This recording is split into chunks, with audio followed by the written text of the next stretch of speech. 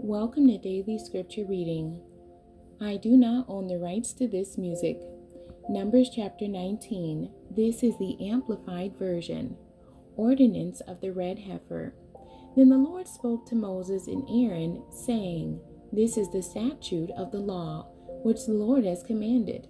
Tell the Israelites to bring you an unblemished red heifer, in which there is no defect and on which a yoke has never been placed.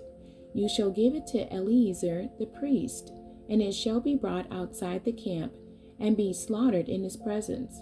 Next, Eleazar the priest shall take some of its blood with his finger, and sprinkle some of it toward the front of the tent of meeting, tabernacle, 7 times.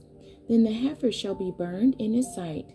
Its skin, its flesh, its blood, and its waste shall be burned, reduced to ash. The priest shall take cedar wood, and hyssop and scarlet material, and cast them into the midst of the burning heifer. Then the priest shall wash his clothes and bathe his body in water, and afterward come into the camp, but he shall be ceremonially unclean until evening. The one who burns the heifer shall wash his clothes and bathe his body in water, and shall be unclean until evening. Now a man who is ceremonially clean shall collect the ashes of the heifer and deposit them outside the camp in a clean place. And the congregation of the Israelites shall keep it for water to remove impurity. It is to be used for purification from sin. The one who gathers the ashes of the heifer shall wash his clothes and be unclean until evening. This shall be a perpetual statute to the Israelites and to the stranger who lives as a resident alien among them.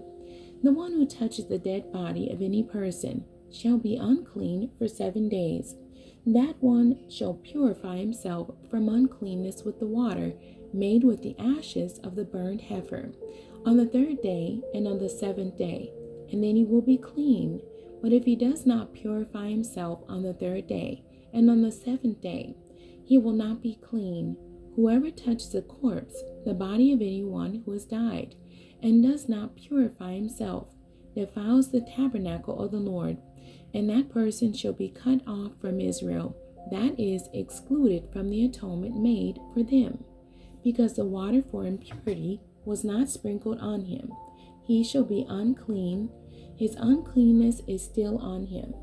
This is the law when a man dies in a tent. Everyone who comes into the tent and everyone who is in the tent shall be ceremonially unclean for 7 days. Every open container in the tent, which has no covering tied down on it, is unclean. Also, anyone in the open field who touches one who has been killed with the sword, or who has died of natural causes, or a human bone or a grave, shall be unclean for 7 days. Then for the unclean person, they shall take some of the ashes of the heifer burnt for the purification from sin, and running water shall be added to them in a container. A clean person shall take hyssop and dip it in the water, and sprinkle it on the tent and on all the furnishings and on all the people who are there, and on the one who touched the bone, or the one who was killed, or the one who died naturally, or the grave. Then the clean person shall sprinkle the water for purification on the unclean person on the 3rd day and on the 7th day. And on the 7th day the unclean man shall purify himself and wash his clothes and bathe himself in water, and shall be ceremonially clean at evening.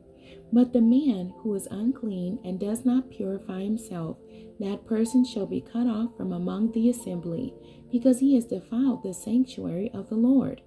The water for purification has not been sprinkled on him. He is unclean, so it shall be a perpetual statute to them. He who sprinkles the water for impurity on another shall wash his clothes, and he who touches the water for impurity shall be unclean until evening. Furthermore, anything the unclean person touches shall be unclean, and anyone who touches it shall be ceremonially unclean until evening. The end. God bless you, and thank you for joining me today.